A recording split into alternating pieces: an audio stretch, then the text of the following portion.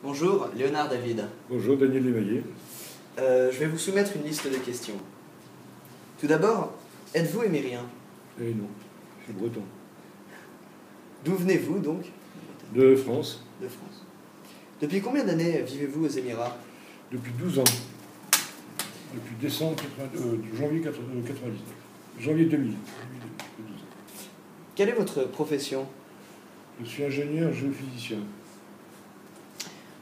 Trouvez-vous des différences entre votre pays d'origine et votre pays d'accueil, donc en l'occurrence les Émirats? Fondamentalement. Fondamentalement, évidemment.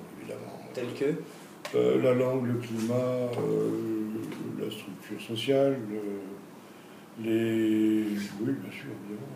Il y a beaucoup de choses qui changent fondamentalement.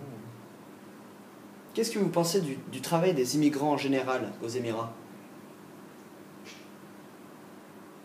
Émigrer en général, c'est différent. Émigrer, ça concerne 88% de la population. Il y a vraiment deux différents statuts d'émigrer aux Émirats. Il y a ceux qui peuvent vivre en famille, et qui ont les moyens de vivre en famille, et puis ceux qui n'ont pas les moyens de vivre en famille et qui sont dans des conditions, disons, plus difficiles. Quelle est votre situation générale aux Émirats? Est-elle plus favorable qu'elle ne l'était en France, ou une situation familiale, économique, sociale? Non, je ne me plais pas plus aux Émirats qu'en France. J'y suis pour mon travail me plaît, je gagne un peu mieux ma vie qu'en France, comme tout le monde. Tous les Français expatriés, ceci dit, je retourne toujours avec un grand bonheur en France. Qu'est-ce que vous faites avec votre salaire? Comment le dépensez-vous? Par exemple, les loisirs, les loisirs normaux comme tout le monde, hein, les loisirs de week-end,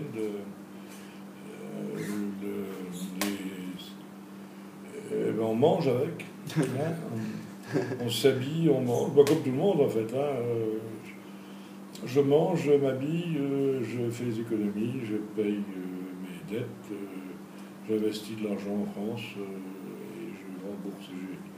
J'essaye de m'acheter quelque chose en France avec mon argent. Je n'investis pas aux Émirats. Vous considérez que vous avez assez? Votre salaire vous suffit? Oui. Non, j'aime bien ça, mais si, ça suffit quand même. Votre famille, avez-vous du temps à lui consacrer? Tant que je peux. Oui, globalement. Je voyage quand même beaucoup, mais oui, je pense que c'est ma famille de le lire, d'ailleurs. Est-ce que vous utilisez les infrastructures de la ville, telles que le métro, le taxi, ou encore les différents... Taxi, oui, bien sûr. Ouais. Métro peu, mais je trouve que c'est une très belle invention. C'est un système superbe. Vous avez déjà eu des relations avec les Émiriens, ou vous pensez que ce sont des gens assez inaccessibles pour nous, simples immigrants? Non, je ne pense pas qu'ils soient inaccessibles. Je pense que les positions dans le travail sont telles qu'on a peu de relations dans mon industrie en particulier. Qui est dans l'industrie privée, le pétrole, où il y a peu d'Émiriens, mais les relations que j'ai eues avec les Émiriens ont été excellentes, voire cordiales, charmantes. Vous qui avez vécu donc 12 ans aux Émirats, vous avez eu le temps de vous faire une idée. Hein. Qu'est-ce que vous pensez de l'Émirat de Dubaï? Qu'est-ce que je pense de l'Émirat de Dubaï?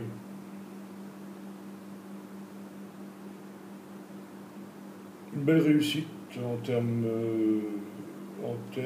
de liberté individuelle, malgré ce qu'on pourrait dire. Je pense que c'est quand même un pays qui est extrêmement tolérant, qui accepte un mélange de cultures de façon ouverte et impressionnante. Tout ce qui est du statut politique, ça c'est leur affaire. Quant à la liberté de réunion, d'expression, de tolérance sur le plan religieux et autres, je trouve que c'est... Malgré un régime de monarchie absolue. Oui, on appellera une monarchie éclairée. Mais c'est quand même d'autant plus louable quand on voit le radicalisme des pays qu'il y a autour. Et en face, du côté de la mer, juste à côté, c'est quand même un havre de tolérance. C'est assez louable. D'accord. Donc c'est une vie confortable. Oui, bien sûr. Je pense que si on ne travaille pas aux Émirats Arabes Unis, par contre, je pense qu'on va s'ennuyer. Merci beaucoup. Voilà. Merci beaucoup, monsieur.